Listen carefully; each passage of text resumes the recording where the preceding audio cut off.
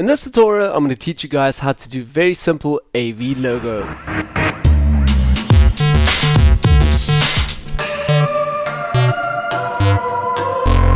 So, hi guys and welcome back to a new Photoshop tutorial. My name is Manny, and in this tutorial I'm going to teach you guys how to create this very simple AV logo. First of all, we're going to start out just creating it on black and white. As you guys can see over here, we're going to create just a normal logo, and then afterwards I'm going to try and show you guys how to do this with the color effect as well. Okay, so let's get started right away. I'm going to go to File and just create under a new canvas. So I'm just going to write here AV and logo, so that's basically just the name. You guys can choose anything you like. And as well on the presets, I'm going to choose 1920 pixels by 1080. This is due to my screen recorder. You guys are again welcome to use anything that you need. As well, resolution 300, and over here 32-bit, a little bit higher quality, but I'm going to use 16-bit for the screen recording. Okay, I'm going to hit OK, and directly we have a new canvas. Now as well, let's drag out this canvas over here. I'm going to move it a little bit to the side so we have a bit more space. Select again the new canvas and press F.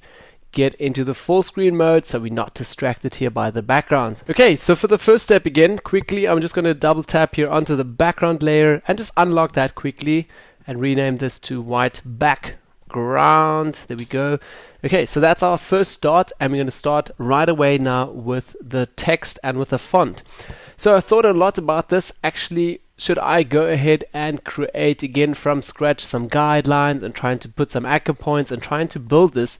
No, it's going to take way too long. So I'm simply going to take the text type tool, so literally the text tool over here, and I'm just going to make a nice big selection, and I'm going to write A and V over here.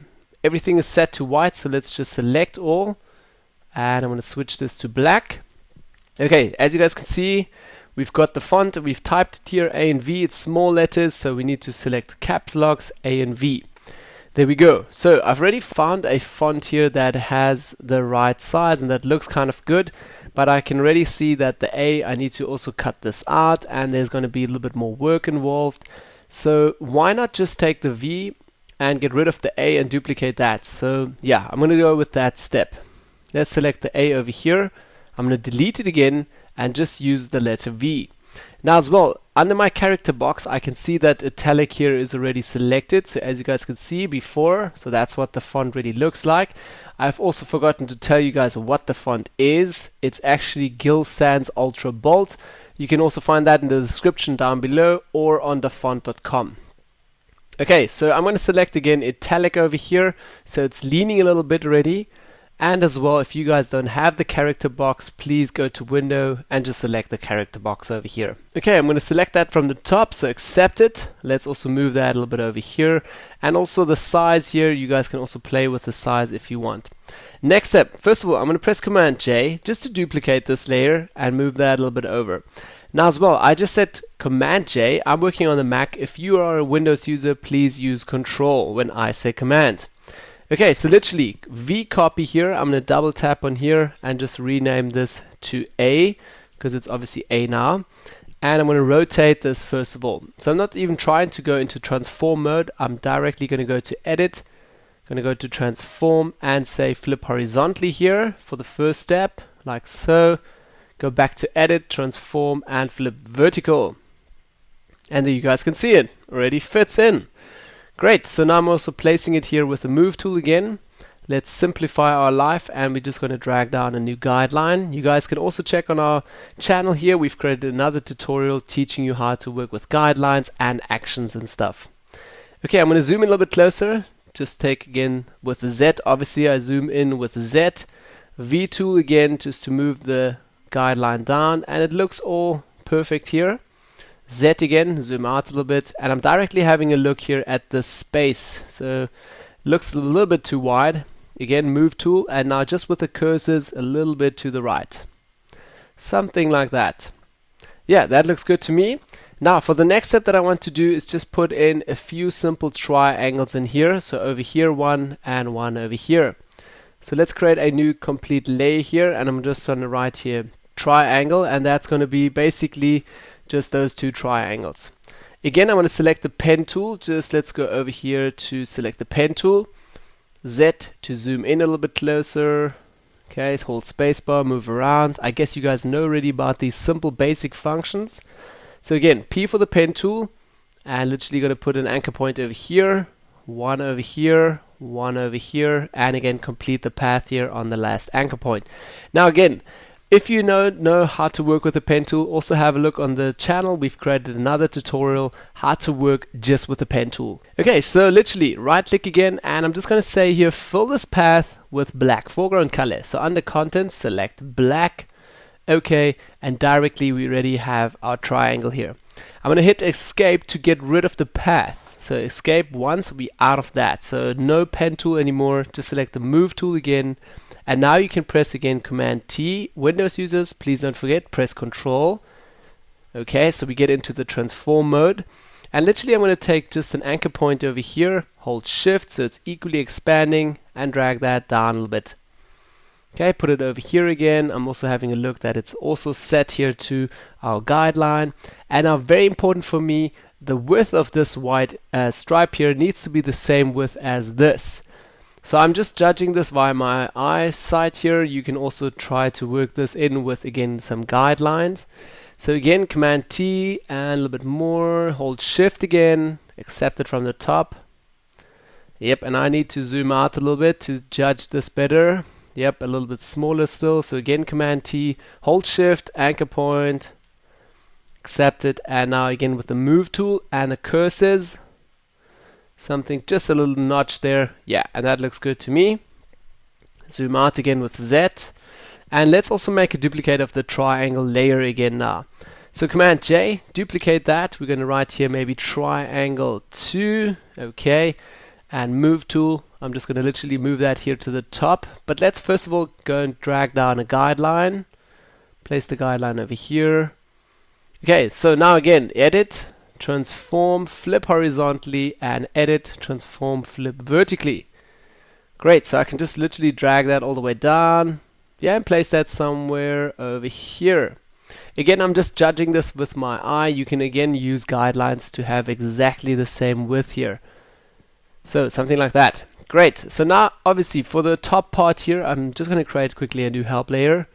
This is just for you guys. So help layer over here, B for the brush, switch that as well so I can show you guys quickly. I obviously want to create like a little bit of a block here going till here and here, so it looks kind of cooler.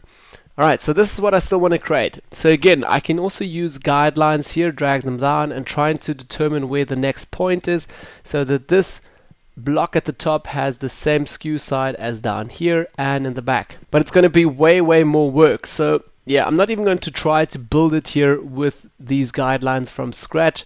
I'm going to use actually the A font and try to cheat this a little bit.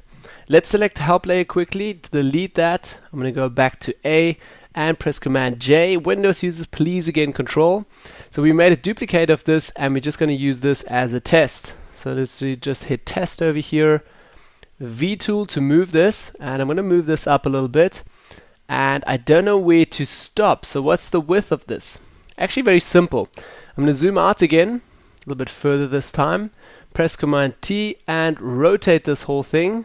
Something like that. Okay, rotate that a little bit back so I can see this top line here, if that matches to my guideline. Yeah, it looks kind of it. Z, zoom in again, move down a little bit. Yeah, so that's kind of alright already. Then as well, what I'm going to do now is just move that over here, and we can actually place this right on top here. But now I'm actually already missing a step. Obviously this little gap here also needs to be at the top, so I can't put this font right on top of it. Let's give this a bit of a gap here as well, something like that, maybe a little bit more. Okay, something like that. So now I'm going to take the top guideline, move that all the way down, just over here, and we can delete again the test layer. So this is kind of the width. No, I've already did a step too quick. Let's go to history, drag guide. I need another guideline, so let's move that all the way down. This is our point at the bottom. Great, now I can delete the test layer, and now we've got everything. So now we've got the gap here, and this is the top area. So now I'm not even going to try put some new guidelines over here. Again, A, just duplicate that with Command J, drag that all the way up to the top, and I'm just literally having a look here that it fits over here. Again, Z, zoom in, move tool, and literally just with the cursors all the way over till here. Great, so that's all that I need. Again, zoom out, and I'm going to do the same effect here just with the V text layer. Command J, let's move that all the way to the top. And again, I'm going to move that all the way up. Hold spacebar, move around your canvas, and as well Z to zoom in.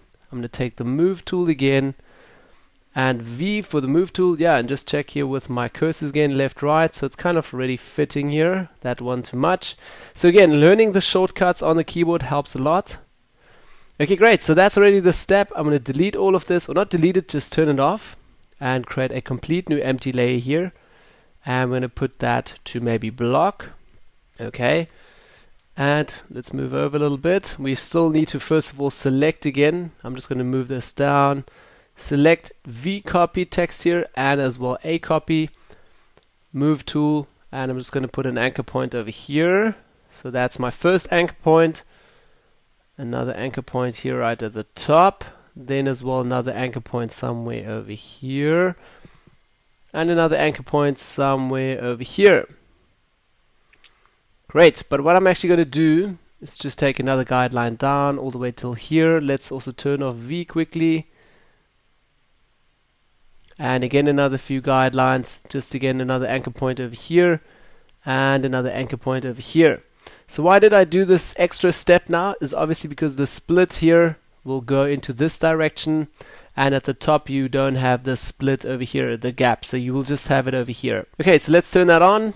We can actually turn both of these layers off, go to block, press P for the pen tool, and start to put our first anchor point. So again, anchor point number 1, number 2, number 3 needs to be somewhere over here, so we didn't do this properly. Let's take the guideline again. I think somewhere over here. Again, over there, over there, over here. Here we did it properly. Over there, and again over here. Going to select the last anchor point here and just complete the path again, and directly we have this nice block over here. So I didn't do this step completely right, so try to do this a little bit better than me. On the block layer, I'm just going to hit right click and say fill path again with black contents here. Okay, great. So command D or escape, get out of the path tool and pen tool. Now again, move tool, I'm going to go back to view and just say clear all the guides for the first step. Great, so now you guys can already see how we've created this. Super simple and super quick as well. Alright, so what I'm still going to do is just sort layers. So the A layer copy here and V layer, we can delete this and select V, A, block, triangle and triangle 2. I'm holding shift on the keyboard, selecting all the layers. Press command G, put everything together in one group. I'm just going to write here logo. Great, so that's already the first start and we've got that. Again, move tool, and I can just move the whole group somewhere into the center. You guys can also use again the actions that we've created on this channel, where we created a centered guideline action. More about that in that tutorial. Okay, I'm going to put it somewhere over here. Now, next step that I want to do is turn this layer off, logo, and make a complete new stem from this. So basically merging all layers together. I'm going to hold Command Alt Shift E, and actually before I do that, I forgot a step here. We want to do a little R logo over here. Very simple to do that. Again, just select the text tool, still using the same font, the Gill Sans Ultra bold font. I'm just going to make a small selection here. And now the simple trick to make this copyrighted sign is to hold Alt and R together. Yep, and it's way too big most probably. Let's make this a little bit smaller, everything over here. There you guys can see it. So literally let me do that again. Alt and R together, and you literally have that copyrighted sign. Now again, italic is still selected, so I'm going to select the whole font, go back to characters, and just deselect the italic type here. Okay, select that and accept it. Move tool, I'm going to move it a little bit down. So not all logos have this, but yeah, it looks kind of nice. Okay, so again, I can also put this here into the logo group. So just moving the layer down and making this a little bit smaller again. Now I'm going to hold, first of all, turn off white background. Again, hold Alt, Shift and E all together, create a master stem from this, merging all the layers together. I'm going to rename this to logo white.